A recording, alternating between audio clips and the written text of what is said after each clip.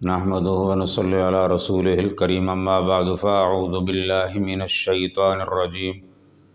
بسم اللہ الرحمن الرحیم الحمد للہ رب العالمین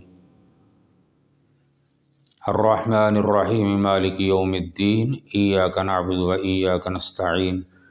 اہدنا الصراط المستقیم صدق اللہ العظیم اللہم صلی علی سیدنا محمد کما تحب و ترضی۔ چند دن ہوئے اجتماع کو، گزرے ہوئے رائے گنج کے اجتماع کو۔ بڑی بڑی پاک ہستیاں وہاں موجود، 100 سے زائد ممالک سے ماشاءاللہ اجتماع میں شرکت کرنے کے لیے عوام الناس کا ایک جمع غفیر تھا۔ جہاں تک نظر جاتی تھی اللہ والے نظر آتے تھے، سنت کے مطابق داڑھیاں رکھی ہوئیں، پگڑیاں پہنی ہوئیں، ٹوپیاں پہنی ہوئیں۔ ایک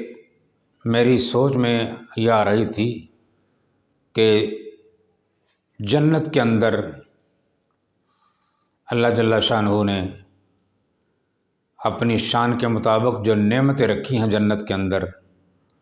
انشاءاللہ یہ دعوت کا کام کرنے والے ان ساری کی ساری نعمتوں سے مستفید ہوں گے۔ اللہ پاک نے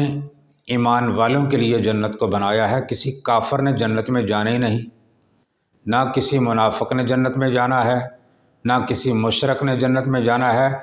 جنت میں جائیں گے من قال لا الہ الا اللہ دخل الجنہ۔ تو میں عرض کر رہا تھا کہ ہدایت جو ہے نا، ہدایت اللہ کے دست قدرت میں ہے۔ یہ جتنے اجتماع میں گئے تھے یہ بس ہدایت ہی کو ڈھونڈ رہے تھے کہ کسی نہ کسی طریقے سے اللہ ہم سے راضی ہو جائے۔ یہ اتنی پاک محفل ہوتی ہے کہ جو ویسے دیکھنے کے لیے بھی چلا جائے اللہ اس کے دل کو بھی منور کر دیتے ہیں۔ دین کی روشنی ضرور اس کے دل میں بھی اللہ پیدا فرما دیتے ہیں۔ یہ دنیا کا تقریباً تیسرا اجتماع ہوتا ہے دنیا کا بہت بڑا، جس میں اللہ والے میرے جیسے بڑے بڑے گناہ گار بھی وہاں موجود ہوتے ہیں، اور اللہ بڑے بڑے گناہ گاروں کو اللہ اپنے نیک بندوں کی توفیل بخشش اور مغفرت کا پروانہ عطا فرما دیتے ہیں۔ اتنی بڑی جماعت کے ساتھ نماز پڑھ لینا ہی انسان کے لیے بہت مفید ہے، اور اللہ والوں کی صحبت میں، اللہ والوں کی محفلوں میں بیٹھنا، اللہ والوں کی باتوں کو سننا، احادیث کے مطابق اپنی زندگی کو ڈالنا، اور پیارے محمد مصطفیٰ صلی اللہ علیہ وسلم کی غلامی کے اندر رہ کر آپ کی سنت کے مطابق انسان اپنا عمل کرے۔ ہدایت اللہ کے دست قدرت میں ہے، جس کو چاہتا ہے اللہ جل شانہ ہدایت نصیب فرماتے ہیں۔ ہدایت کسی کی جاگیر نہیں، ہدایت اللہ کی طرف سے آتی ہے اور اللہ ہی ہدایت عطا فرماتے ہیں، اور جس کو اللہ ہدایت دیتے ہیں سبحان اللہ، اس کو تو اللہ نے خیر کثیر عطا فرما دی، یعنی اس کو تو دین و دنیا کی ساری نعمتوں سے اللہ نے سرفراز فرما دیا۔ بڑی خوشی ہوئی مفتی محمد حسن صاحب دامت برکاتہم العالیہ کی ایک بیان میں ایک واقعہ بڑا ایمان افروز اکاڑے کا سنا۔ آپ بھی سنیں اور اپنے ایمان کو تازہ کریں، اور لا الہ الا اللہ محمد الرسول اللہ پڑھنے کا انسان کو کیا اجر ملتا ہے، سبحان اللہ۔ اکاڑے کا ایک واقعہ بیان کر رہے تھے مفتی صاحب دامت برکاتہم العالیہ، فرما رہے تھے کہ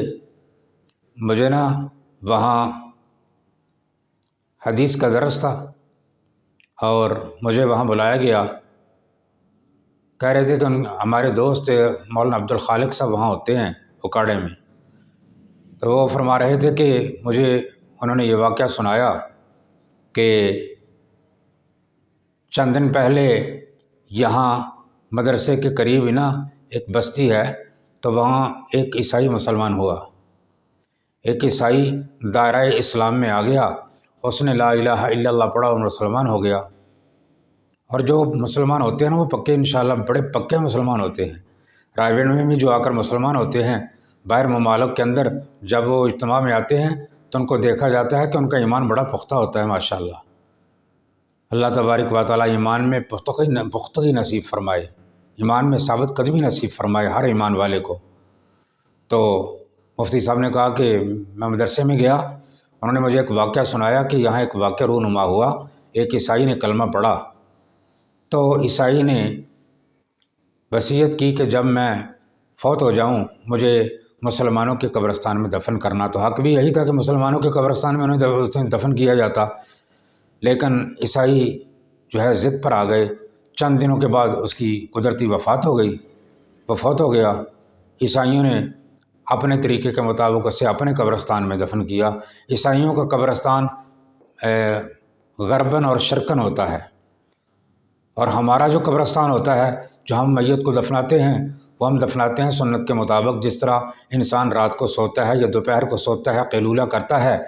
تو سنت کے مطابق یہ ہے کہ دائیں کروٹ بدل کر اس کا منہ قبلے کی طرف ہو۔ یہ پیارے مصطفیٰ صلی اللہ تعالیٰ علیہ وسلم کی سنت ہے، اس طرح دائیں کروٹ لیٹنا۔ تو مردے کو بھی اسی طرح لٹایا جاتا ہے، جو ایمان والا ہے، جو کلمہ پڑھنے والا ہے، چاہے جتنا مرضی وہ گناہ گار ہو۔ تو مفتی صاحب نے فرمایا کہ عبدالخالق صاحب نے مجھے یہ واقعہ بیان فرمایا کہ جب اس نے کلمہ پڑھا، چند دنوں بعد وہ فوت ہو گیا، تو گھر والے کہنے لگے ہم نے ان کو دفنانا ہے اپنے قبرستان میں۔ وہ زیادہ تھے اور انہی کا وہ بندہ تھا، انہوں نے اپنے قبرستان میں اس کو دفن کر دیا شرقاً غرباً۔ لیکن رات گزری، صبح کو جب دیکھا گیا تو بڑی حیران ہوئی دنیا کہ قبرستان کے اندر اس کی قبر جو ہے وہ جس طرح مسلمانوں کی قبر ہوتی ہے اس طرح وہ زمین مڑی ہوئی ہے، اور قبلے کی طرف اس کا رخ قبر کا، یعنی کروٹ جس طرح بدلتے ہیں اس طرح اس کا قبر کا نشان بن گیا ہے، وہ ساری زمین مڑی ہوئی ہے قبلے کی طرف۔ وہ بڑے حیران ہوئے، عیسائیوں نے دیکھا تو انہوں نے کہا بھائی یہ کیا ہو گیا ہے۔ دوسری رات گزری، عیسائیوں نے پہلی رات میں اس کو جو ہے نا صحیح کر دیا، صبح کے وقت اس قبر کو صحیح کر دیا، یعنی شرقاً غرباً اس کی قبر کو مٹی ڈال کے کر دیا۔ رات کو جب صبح اٹھے پھر دیکھا وہی حال ہے۔ جب تیسری رات آئی تو عیسائی سارے اکٹھے ہوئے، انہوں نے کہا کہ یہ شرارت ہے یا کوئی مسلمان ایسا کرتا ہے کہ رات کو وہ یہ ساری مٹی جو ہے اس کو جو ہے اپنی قبروں کے مطابق اس کی قبر کو بنا دیتے ہیں، تو ہم آج رات قبر کا پہرا دیں گے۔ عیسائی کافی اکٹھے ہو گئے، انہوں نے پوری رات قبر کا پہرا دیا۔ تو عیسائیوں نے کہا، عیسائیوں کی زبانی سنیں، عیسائی نے کہا کہ جب یہ ہے کہ وہ رات ہوئی تو رات کے 12 بجے تو ہم دیکھ رہے ہیں قبر کی طرف، تو قبر قدرتی طور پر قبر کا جو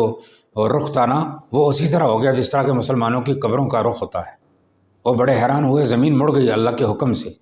اللہ جو چاہتے ہیں کرتے ہیں، ہدایت اللہ کے دست قدرت میں ہے، اور پوری کائنات اللہ کے اشاروں پہ چلتی ہے۔ جب یہ بات ہوئی تو مولانا عبدالخالق صاحب فرما رہے تھے کہ یہ واقعہ سن کرنا کافی عیسائی جو ہیں اسلام میں آ گئے، انہوں نے کلمہ پڑھا اور مسلمان ہو گئے، بہت سارے عیسائی۔ تو جب یہ پورا واقعہ ہو گیا تو مفتی حسن صاحب دامت برکاتہم العالیہ فرماتے ہیں کہ میں وہاں گیا درس کے لیے، تو میں نے کہا کہ اس نوجوان کا جس نے آپ نے واقعہ سنایا ہے مجھے اس نوجوان کی قبر دکھاؤ۔ تو کہتے ہیں ہم رات کے وقت گاڑی پر گئے عشاء کی نماز پڑھ کے، تو گاڑی پر گئے تو قبرستان میں تو اندھیرا تھا، لیکن کہہ رہے کہ گاڑی کی جو لائٹیں تھیں وہ جل رہی تھیں اور ساری قبریں نظر آ رہی تھیں۔ ہم جب اس کی قبر پر پہنچے تو ہم نے دیکھا کہ اس کی پورے قبرستان کے اندر صرف اسی کی قبر جو ہے وہ